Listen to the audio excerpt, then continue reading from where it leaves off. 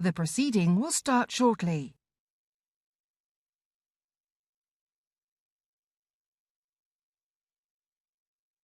The proceeding will start shortly. Order, order. Well, welcome to this Defence Select Committee hearing to consider the international response to the UK government's decision to allow Huawei to continue to operate its 5G network and the implications of the government's decision for information sharing across the alliance, and also to discuss international ambitions and the role of 5G technology, and within this specifically looking at cyber attacks and the digital Silk Road. Our session today is divided into two parts, and I'm delighted to welcome Senator Tom Cotton joining us for part one, and then Brigadier General Robert Spalding and Mike Rogers will join us for part two. Senator, thank you very much indeed for your time today. You're ex-military, you've sat in the House of Representatives before being elected senator. You're a regular commentator on US foreign affairs, and particularly on the US and China relationship. For transparency, you and I have known each other for many, many years, I think prior to you entering politics. So thank you very much indeed for your time today.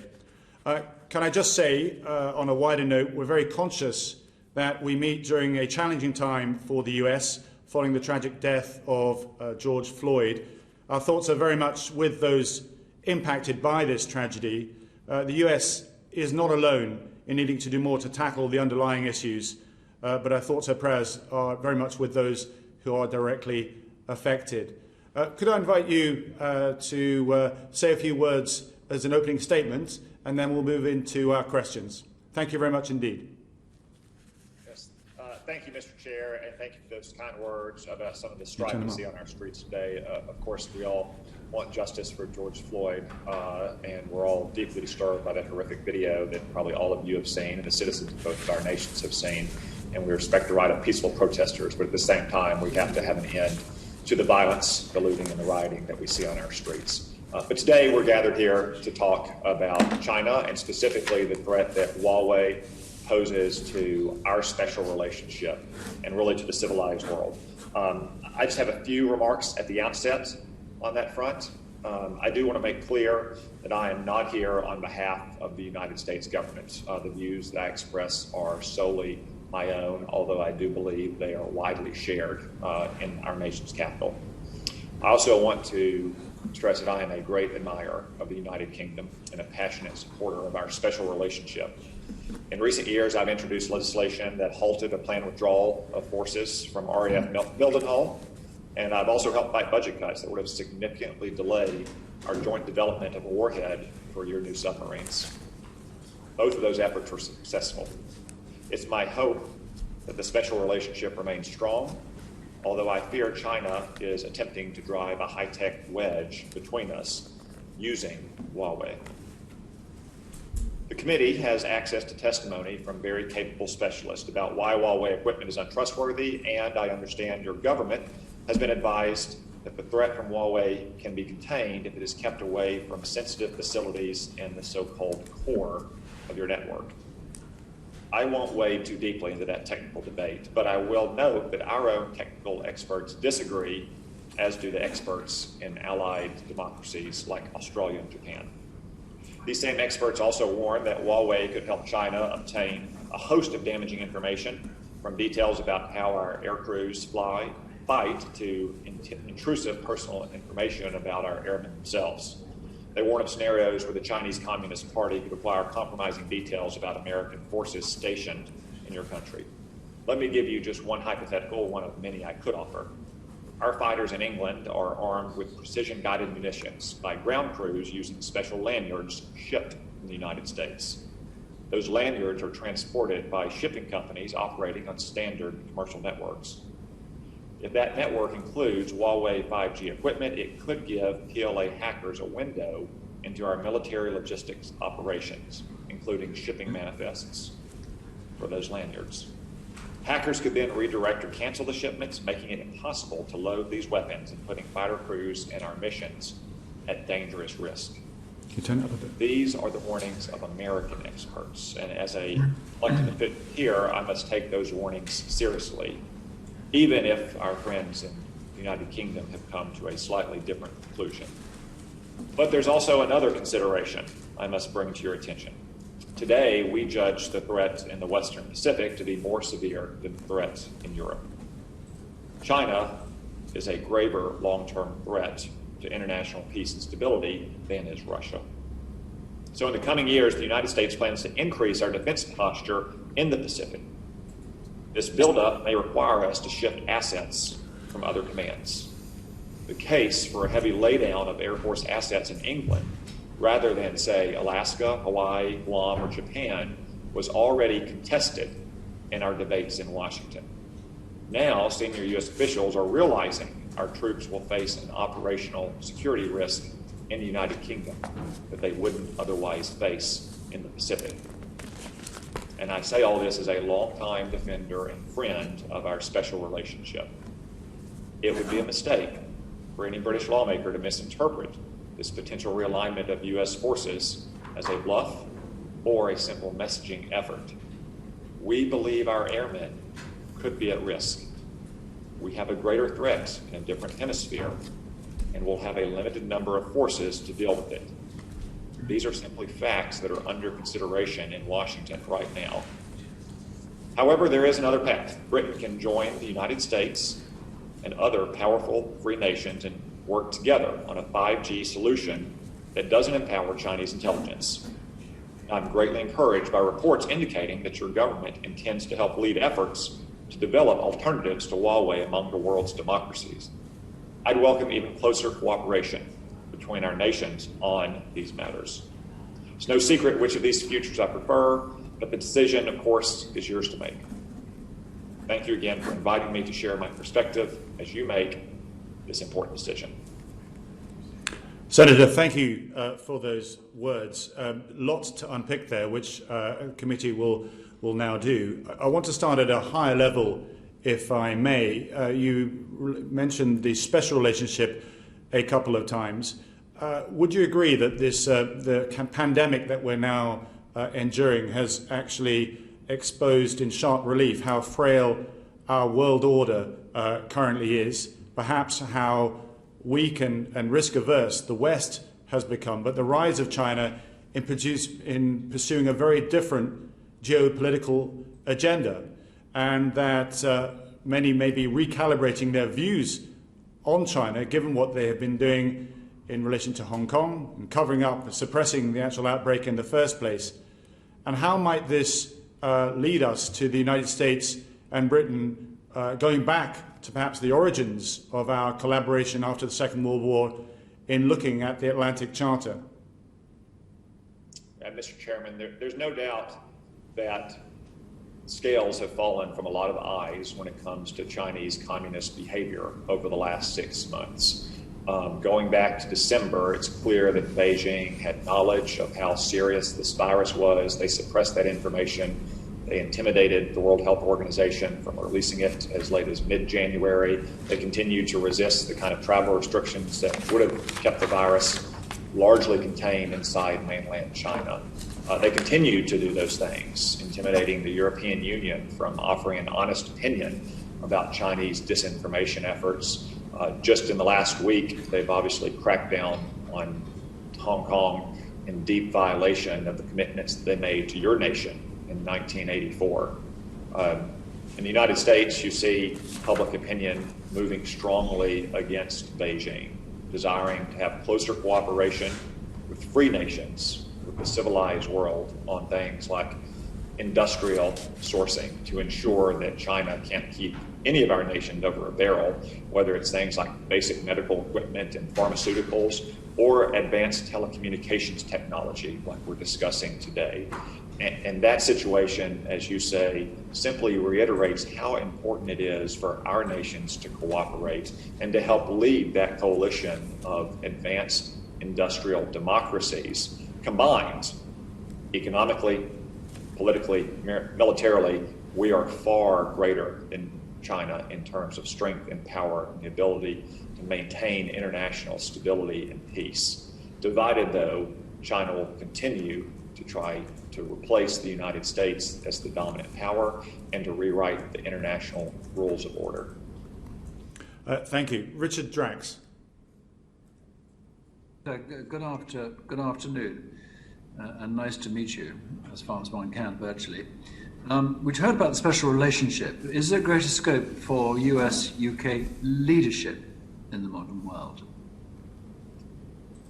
Thank you, Mr. Drax. I think there's no doubt about that. And I think that's part of what Brexit was about, the United Kingdom being able to chart its own course and not have to reach a consensus with a couple dozen other different nations. And with that greater freedom of action that the United States continues to enjoy, I think there's no doubt that US-UK leadership once again would be welcomed.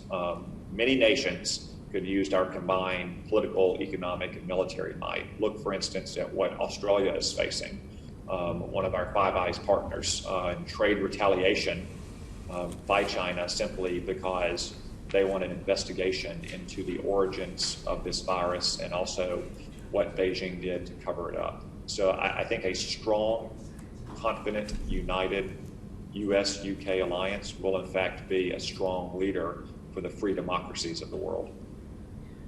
Can I just add on one question? Is there anything specific that the two countries should do so far as leadership is concerned today? I think just to go back to the topic of this hearing about 5G technology, one of the challenges the world faces is that 5G technology is still nascent.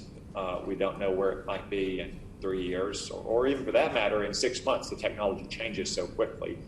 Part of the problem the world faces, there are so few providers of 5G equipment. There's two that are supported and essentially arms of the Chinese Communist Party, but there's only 3 democratic alternatives, Samsung, Ericsson, and Nokia. That's in part allowed them to keep technology and standards locked down. If the United States and the United Kingdom were to lead the way in trying to develop open standards, as your government suggested last week, then you could see small and mid-sized businesses in the thousands in our nation and your nation and nations around the world who could compete with those 5 companies on price and on quality.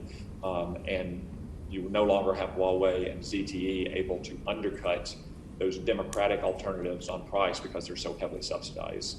That's just one example of how we could lead the world in this kind of cutting-edge technology and ensure that the international order remains oriented around democracy and around capitalist economic principles. Thank you.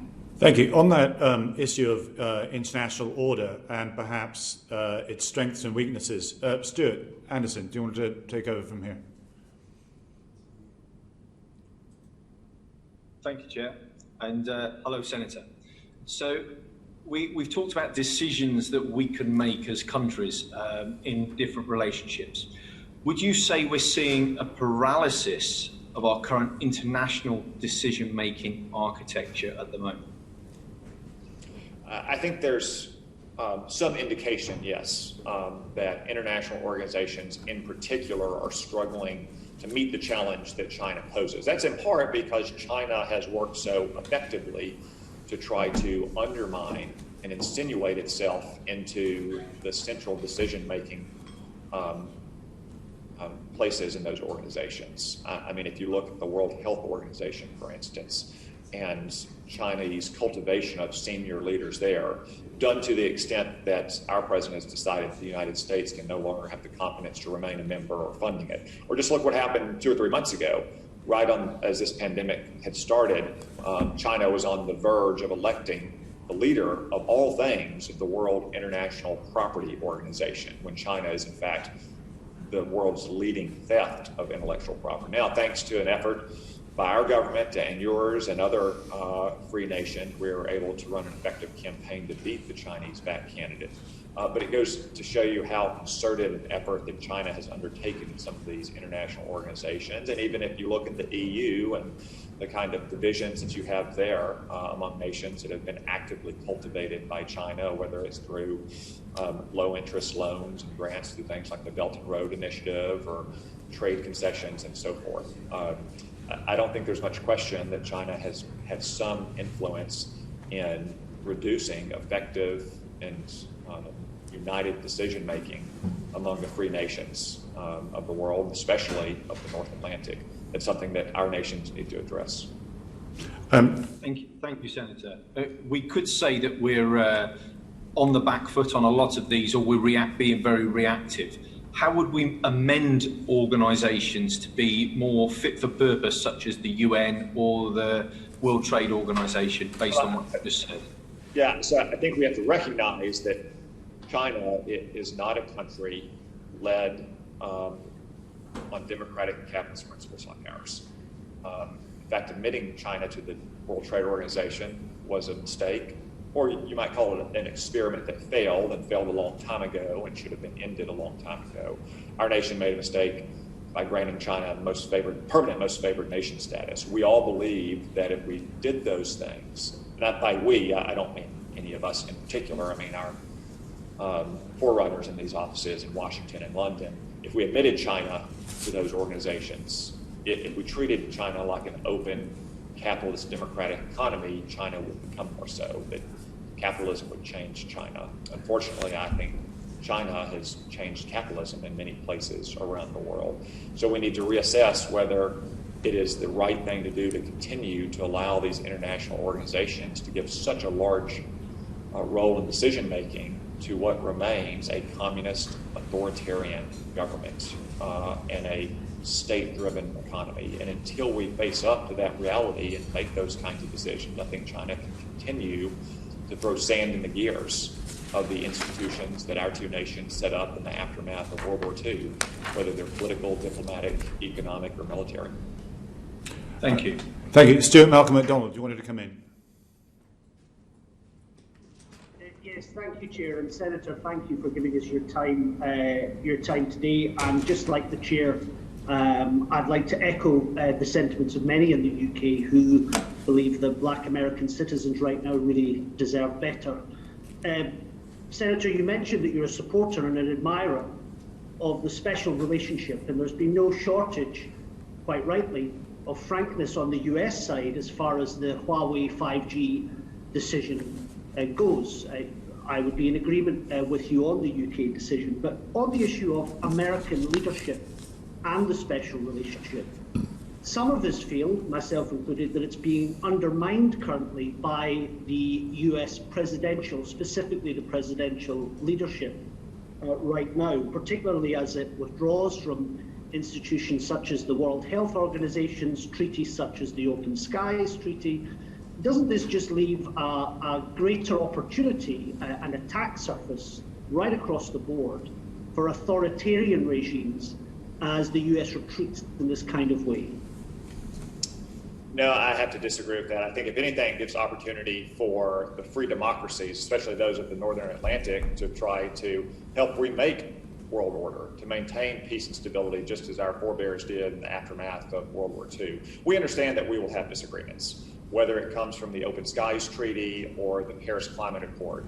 Our relationship will work through those disagreements. How is the world safer with the US out of the WHO, though? Well, we can help refound a new organization that is a World Health Organization, not a world politics organization, as the WHO has become.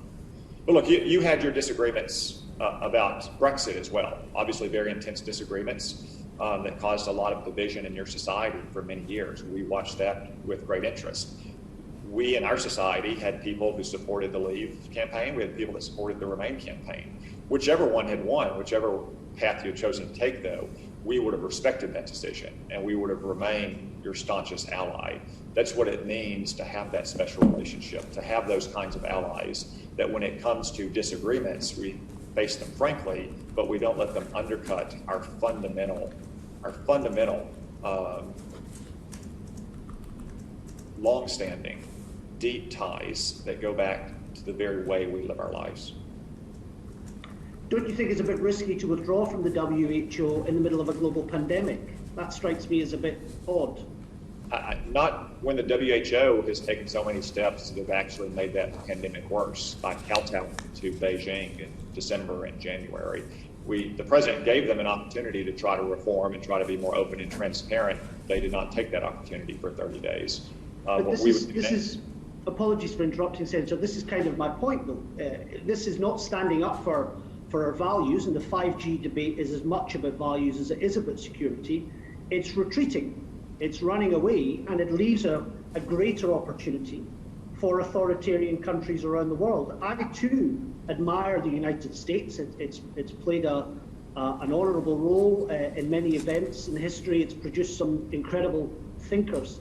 But I can't help but think the current presidential leadership, and in particular his style of leadership, is grossly undermining that. And that is certainly felt by not just many of my constituents, but people from all political persuasions in the UK right across the board. So I hope you can see that. I hope you can understand that point as a lawmaker in the US. I do see it, just as I saw it for Ronald Reagan and George Bush as well. Okay, we'll move forward if we can. Sarah Atherton, do you want to take us on to look at the Five Eyes aspects of this? Yes, thank you, Chair. Hello, Senator. You touched on Five Eyes in question 2, but how valuable is this intelligence alliance? Five Eyes is the most valuable and the most powerful intelligence alliance in the world. For 75 years, it's helped us identify threats and, in many cases, eliminate those threats in advance of them gathering on the horizon. I do, of course, worry that the introduction of Huawei technology in the United Kingdom's 5G network could impact our ability to share the most sensitive intelligence. Of course, we find ways to work around that, especially when it relates to imminent threats.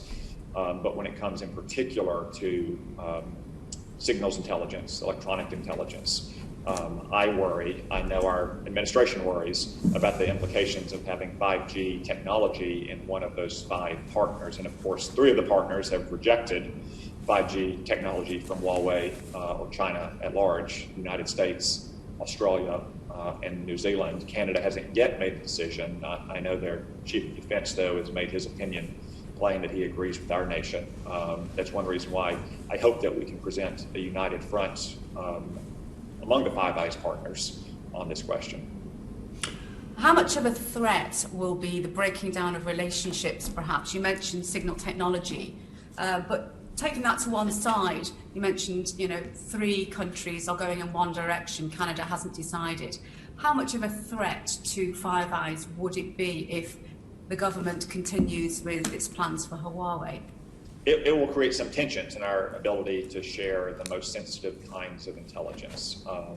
Legislation passed last year calls for our intelligence agencies to consider the extent to which partner nations have Chinese-sourced technology in their networks.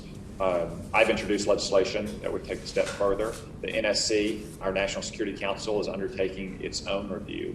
Now, again, we would find a way to work around on the most urgent questions of sharing intelligence, sharing analysis or sharing the kind of imminent threats that, of course, we always pass between our 5 nations.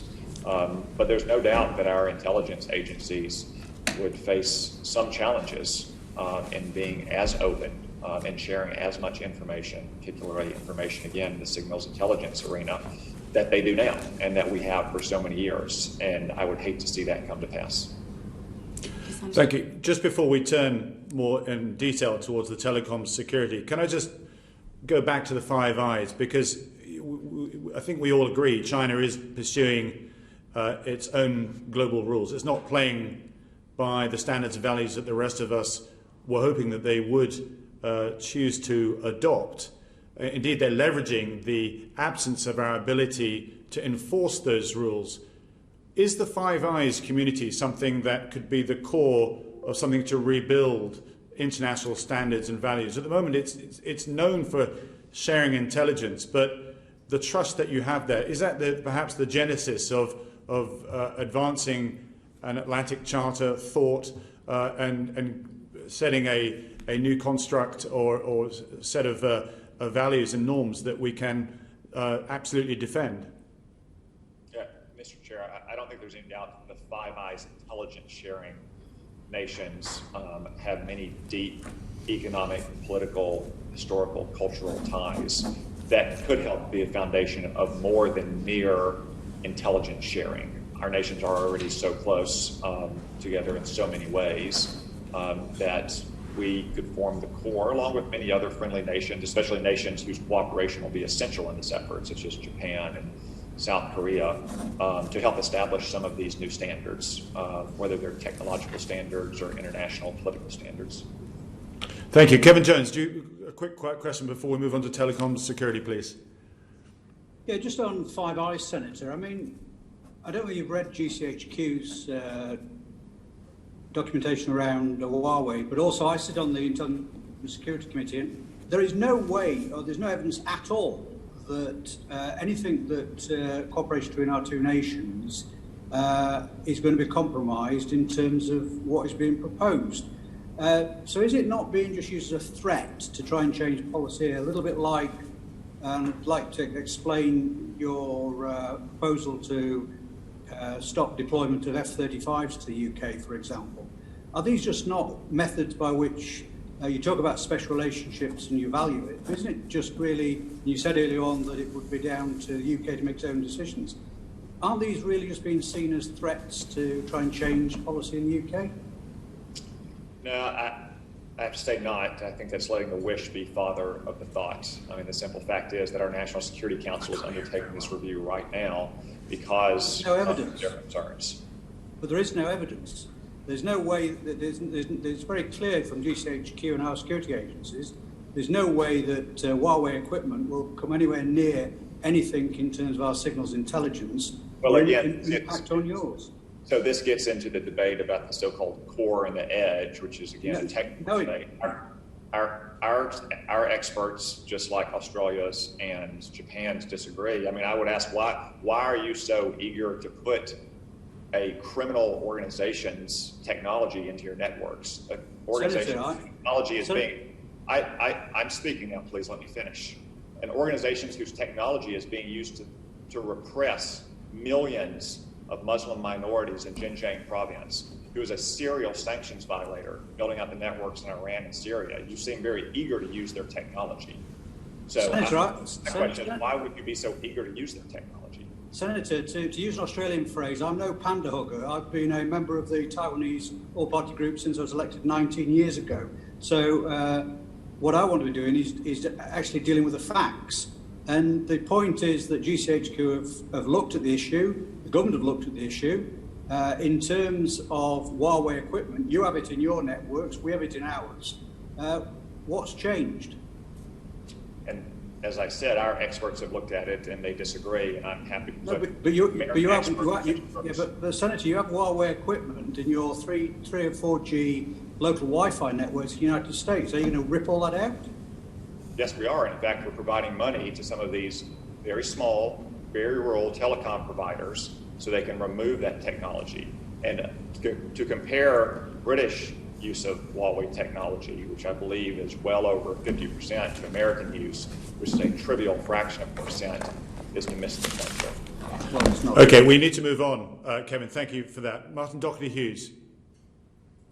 Thank you, Chair. First of all, let me associate myself with the comments you made, and especially that of my colleague and friend Stuart Malcolm MacDonald earlier today, because whilst we will agree and also disagree today, Senator, I think you might be quite shocked at some of the agreements I will have with you. I will disagree with some of the comments you made last night on Fox News regarding the deployment of the 101st Airborne, but what I will agree with you is this, that handing over your 5G network to the Communist Party of any country is utter insanity. Now, what I'd like to ask you though is how would the world relying ever more strongly on data? Why now is security of telecom networks so important? Well, thank you for the question, because I think sometimes it's misperceived that the 5G networks that are currently being designed and ultimately will be built across the world are somehow just an incremental step forward from 3G and from 4G technology. And I think that misapprehends the leap that we're taking. In some ways, the information technology revolution through which we're living now is as big as the Industrial Revolutions 200 years ago or the agricultural revolution of 10,000 years ago. 3G technology was primarily about mobile web browsing. 4G technology was primarily about video. But 5G technology is fundamentally about connecting machines. It's not about being able to access social media faster or send more selfie videos over your devices. It's about heavy industrial equipment being able to communicate with each other, autonomous vehicles on the roads being able to communicate directly with each other. That is such a giant step forward in technology that a difference in degree really becomes a difference in kind. And when you're talking about a 5G network that is primarily about, the ways we can connect machines to not only do the economic work we need to support our societies, but also the military implications come with that as well, it becomes a much graver threat to have Chinese technology in 5G networks than it was to have it in 4G and 3G networks. And I should be clear that I'm not thrilled that so many countries have built 3G and 4G networks in the past, because it creates some of these transition costs that your nation or other nations are going through. But the risk is much greater with 5G networks, and that's one reason why I think it's so important that we try to collaborate to create open standards that eliminates the locked technologies that we face now that create so many problems when you only have 5 competitors and only 3 competitors from democratic nations. Let me ask you just a quick follow-up to that. The 5G process is one part of data ownership. Because future conflicts are not just about dreadful missiles and the destruction of human life. It's also about governments and non-state actors owning data, not just the Communist Party of China. For example, if you take the United States, in the United States, Amazon has the largest private server data network, super server data network in the world. Now, where would your allies and even those who threaten you, who enemies, perceived enemies, see the value and worth of the United States owning all of our data via their own private companies? Well, I'm not sure the United States would own all that data. Some companies in the United States may have substantial amounts of data. Most of it's been given over voluntarily, but that raises a lot of personal privacy concerns. And they're concerns that similar to what I raised in my opening remarks about what our airmen could be exposed to in nations that are using 5G networks. I think that's a conversation that our elected governments need to have about how we balance, personal privacy on the one hand, and individual economic choices on the other hand. We're going to start pushing this just slightly once more, Chair, and I think it's very important for those of us who believe in liberty and freedom and the right to self-determination, such as myself, that the ownership of that data is the front line in any future war. By articulating fake news, by racial profiling in any country on earth. So any country that's not taking that seriously, especially when that data ownership is by private companies in the largest democracy in the world. I understand those concerns, and trust me, those are concerns that many, many Americans have as well. That's one reason why you see so many debate in our news right now about the telecom laws that govern some of our largest media and technology companies. Okay, we need to make some progress here. We've got still a lot to cover. Kevin Jones, quickly move on to your question, please. Thanks, Chairman. The United Kingdom's always had a robust, since 2003, had a very robust monitoring of Huawei in its telecoms network with the Huawei Assessment Centre, which is overseen by our intelligence centre at GCHQ. Could you just tell us about America's own systems for defending its own network? Obviously, we have similarly robust protections, whether it's from our FBI and the work they do in counterintelligence or the National Security Agency. Again, the simplest way to minimize the Huawei threat is not to have Huawei present in your networks to begin with. And as I mentioned in our earlier exchanges, we have a very, very small Huawei presence, limited primarily to a few small rural telecoms. It goes back to many years ago before the threat that Huawei and ZTE pose were recognized, but our government recognizes that now. That's one reason why we're providing funds to those small companies to help replace that technology in their networks. Okay. I understand some of those networks were actually put in using federal money. So is it the case then that in terms of Huawei, there were no presence in the United States at all? Will you be banning handsets provided by Huawei, for example, in the future? I'd be fine banning handsets. They obviously don't propose the same kind of threats that core technologies do. They also have virtually no market penetration in the United States as well. Okay. Senator, I think can I just finish, Chairman, just to say, Senator, I respect your position, and frankly, I'm an Atlanticist. I value our special relationship. The problem, I think, with this is if it is a geopolitical argument, which I accept it is, I think that's what it should be articulated as, because I think you and quite a lot of other people just skirt around the technical aspects of this. And if you want to say that you don't want China in the network, that's fine by me. I think that's a more legitimate argument. But I think hiding behind some of the arguments, I think, just don't stand up to a great deal of scrutiny when it comes to the technology. Well, I'm not hiding behind any argument here. I mean, the division of your own National Cybersecurity Center said they can only give limited assurances about the threat that this poses. So they would be the U.S. government and the Australian government and the Japanese government. Okay, Kevin, we are going to have to move on because many other committee members want to get in. Bob Seeley, the floor is yours. Bob. Thank you very much. Hi, thank you very much indeed, Mr. Chairman. Senator Cotton, I'm glad you're about to make that point because I was about to quote that as well. Our own cyber centre does say there's only very limited assurances. But moving on to my question, you introduced a bill that would stop the US from sharing intelligence with countries that use Huawei in their 5G networks. Do you think the Five Eyes can survive if the US limits intelligence sharing with the UK? I do. As we discussed in my exchange with Sarah Atherton earlier, we will find ways to continue to cooperate with the United Kingdom and the rest of the Five Eyes alliance. Unfortunately, it could raise challenges, though, and our own National Security Council, irrespective of the prospects of my legislation, is undergoing a very similar review on its own accord. I hope that the results of that review is that we can find ways to minimize that risk with very limited change to the way the U.S. and the UK interact in intelligence sharing and the Five Eyes intelligence sharing partnership. But part of my point here is I wish we didn't have to undertake that review. I wish that we didn't have to face that kind of risk and mitigate it. What sort of challenges are we talking about? Is it just practical ones? Is it you use the example of US servicemen and women being based here? What sort of range of challenges are we talking about?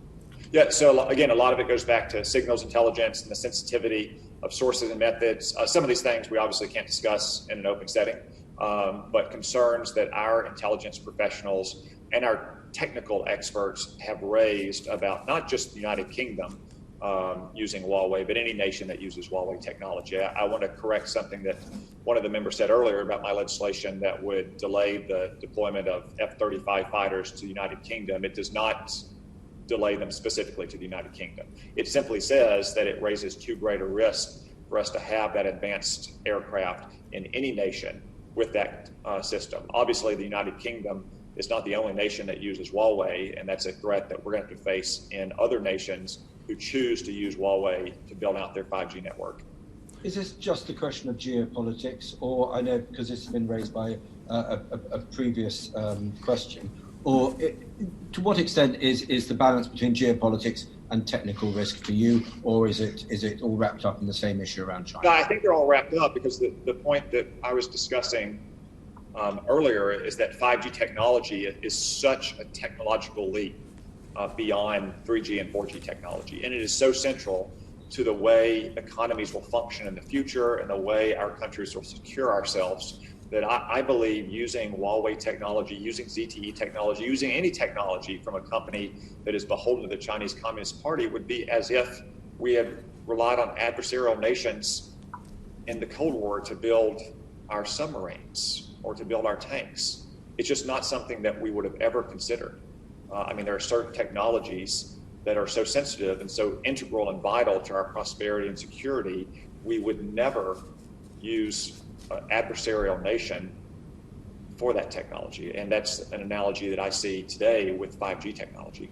Thank you, Senator. Okay, thank you. Can we turn to the US National Security Council? Derek Twigg, please. Derek. Thank you. Hello, Senator.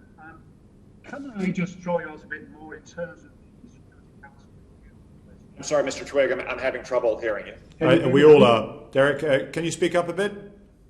Yeah, can you hear me now? Yeah.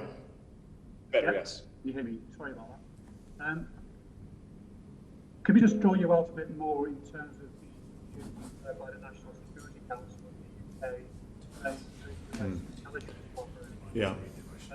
If the UK government continues to stick to its position, what do you expect the outcome of that review?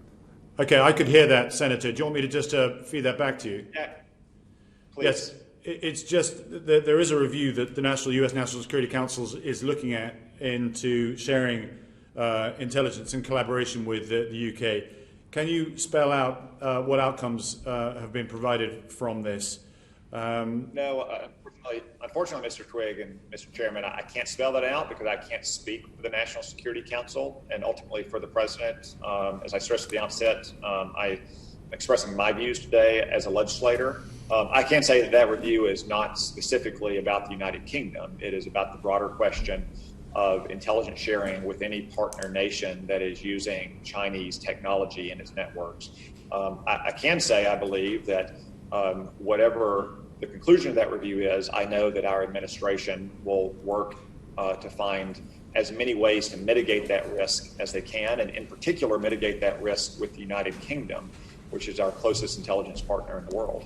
Okay, Derek, if I may, because of your sound, I'll just follow on the subsequent question from that. We spoke about the demise of international institutions and global architecture.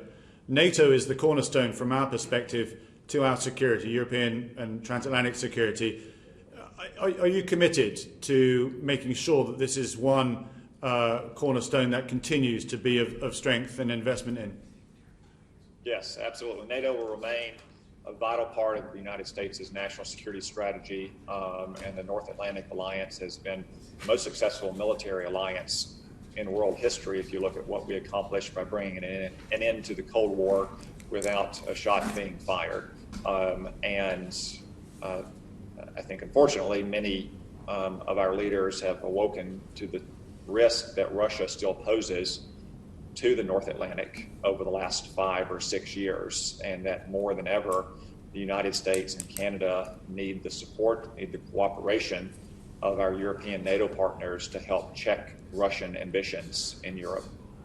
And just following on from that, if I may, we're all facing an impending global recession because of COVID-19. One of the budgets that often gets challenged in times of economic downturn is the defense budget.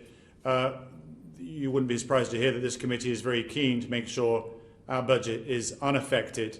I don't know what will happen over in the United States, but would you agree that this is not the time to let our guard down?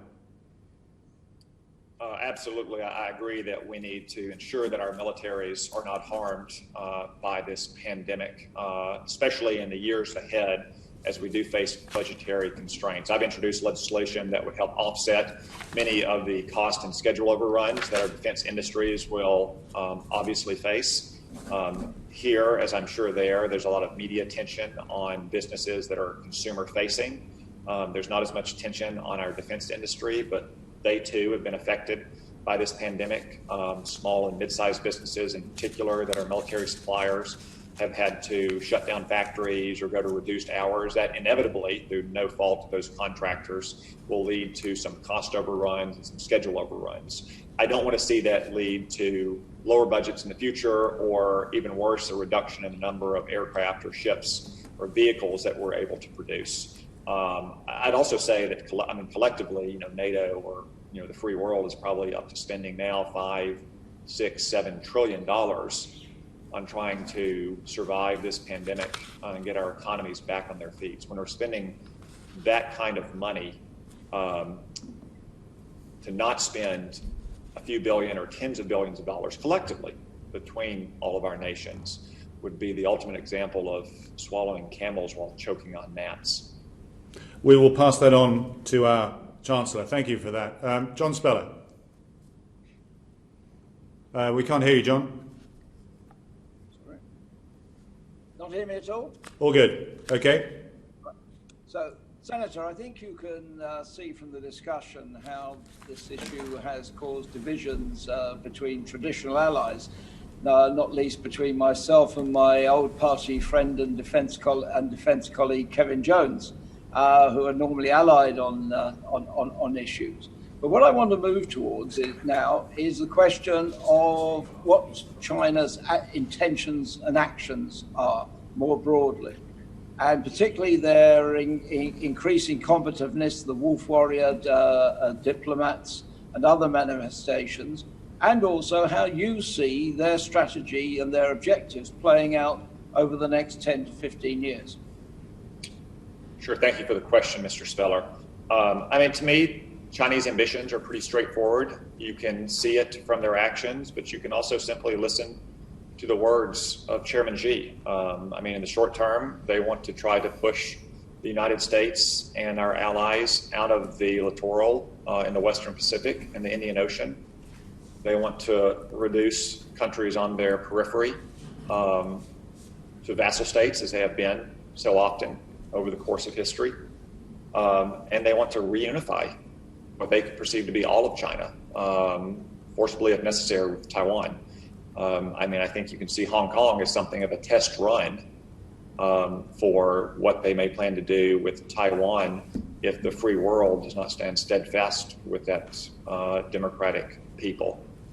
So I don't think their intentions are concealed or veiled in any way. And then ultimately their long-term intention, what it was, long-term, up to the 100-year anniversary of the founding of modern communist China. They may have accelerated that thinking because of the impact of this pandemic, is to replace the United States as the world's preeminent economic and military power, with all that means for reordering the international rules of peace and stability. Okay. Thank you. Yes, but isn't one of the advantages they have of maybe being a bit more strategic, maybe than we and than our allies are being? And for example, with Huawei, haven't they possibly had a strategic objective of sowing dissension and division amongst allies? And shouldn't we be looking far more at a strategic and coherent and agreed approach? Well, it's true that China has had a remarkably fast rise over the last 30 to 40 years. Unfortunately, too many people in the United States and Europe have aided and abetted that rise, even once it became clear in the last 15 or 20 years that their intentions were not benign. But I think it's also true that democratic peoples can often look at authoritarian governments and see, well, they have advantages because they have one strong man, or they can direct capital to state uses like Huawei and ZTE. But history has shown us time and time again that the advantages of democratic nations in terms of the dynamism of our people, the innovative spirit, the willingness to stand and fight for our freedom and our way of life, is an incalculable advantage that we have over communist authoritarian nations. Of course, we have divisions. As your greatest statesman Churchill said, the only thing worse than fighting with allies is fighting without them. I guess you could say that about some peaceful decisions as well. But in the end, I'm very confident that if we stand together, despite our occasional differences, that we recognize China's malign intentions, that we will be able to face off against this threat just like we have time and again over the centuries. Senator, thank you. Marc Francois, if you're there. Yeah, I'm here. Yeah, the floor is yours. Senator, you mentioned earlier on that there are a very limited number of providers around the world that can manufacture high-end 5G technology. And when this committee has taken evidence of this matter before, one of the things we focused on is why there's no American manufacturer as such. Why do you see that being the case? Well, sadly, I think it's the result of failed economic and trade policies going back 30 years, that we could outsource so much of our manufacturing capacity in so many different sectors of our economy around the world, to include to a hostile communist nation like China. I mean, we just lived through the peak of a pandemic in which we were worried about having enough masks and gloves for our doctors and nurses. We're still worried about China having the market cornered to a degree in vital pharmaceuticals. So that there's been a degree of economic thinking over the last 20 to 30 years that prioritized market efficiency over every other economic principle. Now, that's a very important principle, don't get me wrong, but resiliency in production is a very important one as well. I wish we had an American producer on the scale of Samsung, Nokia, or Ericsson. We do have a lot of small and mid-sized companies that could possibly compete with those giant companies if they had the kind of open standards and technology wasn't locked up.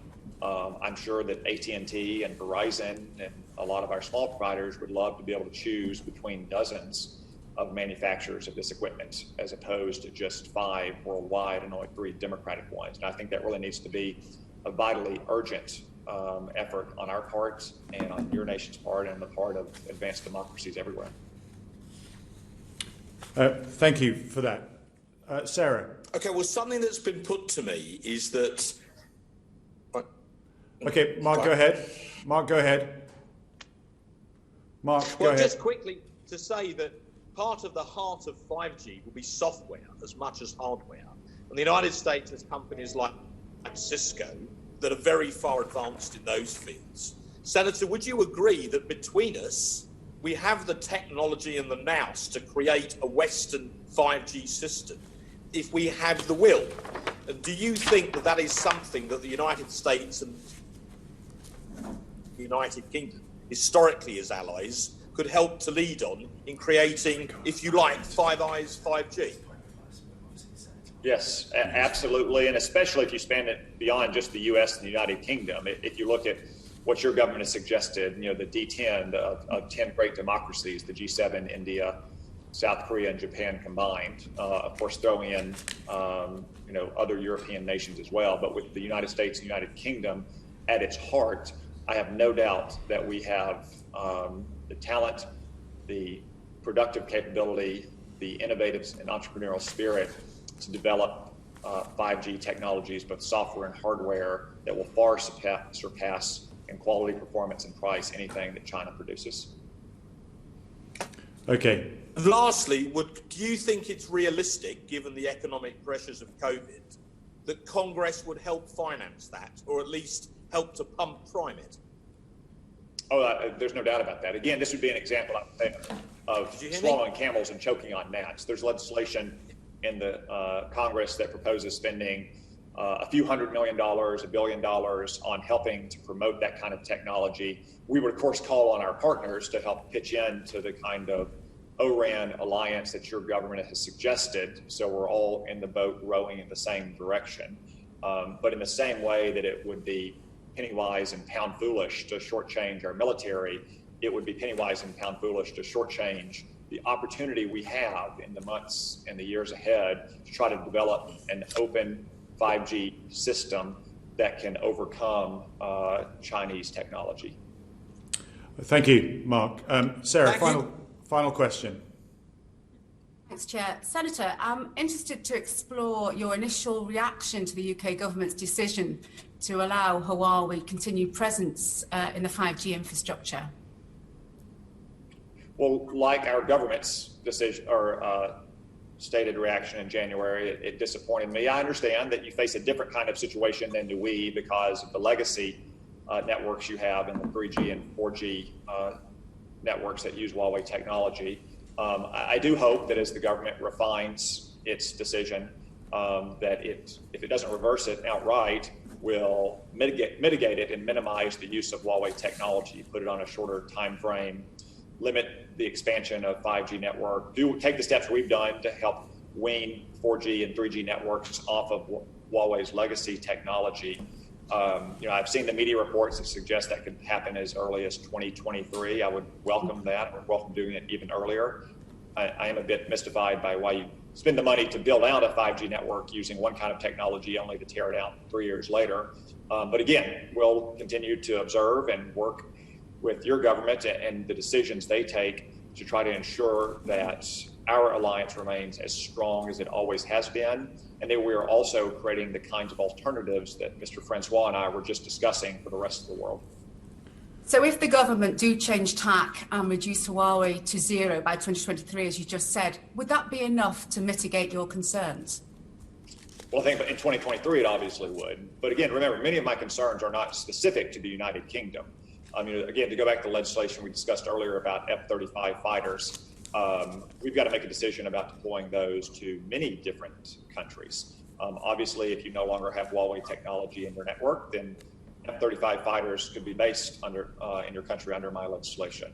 That doesn't mean that I would drop my legislation, because my legislation is not about the United Kingdom. It's about Huawei and the threat that Huawei poses to our airmen and to our aircraft. But I would welcome that decision to go to zero by 2023, and I would urge you to try to do so even sooner. Thank you, Senator. Thank you. Just following off my final question, if I may, on Marc Francois' question. The reason why we're in this situation is because we've relied heavily on the commercial sector to provide the answers to 5G, whilst China's response has very much been to state fund their commercial sector to provide the high-tech solutions and the cheap solutions, which they're now able to sell with abundance around the world. You know, congratulations on your Dragon X, on connecting up with the space station. That's a great example, like Apollo, of a marriage between the commercial sector and state funding. But clearly the layout, the parameters for 5G go way beyond any individual nation. Would you agree that there is scope for the Five Eyes community to actually invest, to put money up front, to work with the commercial organizations to create that international, secure, established network for us to move forward with, so we can actually replace Huawei far faster than perhaps even our government is intending to do?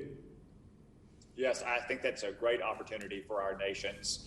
And it will probably, in the long run, be exactly that kind of open network technology that allows hundreds or thousands of companies to compete, rather than putting all of our eggs in one democratic alternative, a company that we hope will be able to compete with Huawei and ZTE, which is what the Chinese government has done with its massive subsidies, trying to develop the kind of open infrastructure that will allow any company in our country or your country to compete and build this cutting-edge technology that our countries will be so vitally dependent upon. Well, Senator, thank you very much for joining us today, and it's reassuring to hear your determination to continue furthering the special relationship. But I hope we've also proved that when there are differences of views, we're able to express them freely and work through them. We face a very challenging time internationally, and I think the more the US and the United Kingdom can step up and show international leadership, as we did during the Second World War in creating the bedrock of organizations for that period, so again must we work together in this difficult time now. Senator, on behalf of the committee, can I say thank you very much for joining us this afternoon.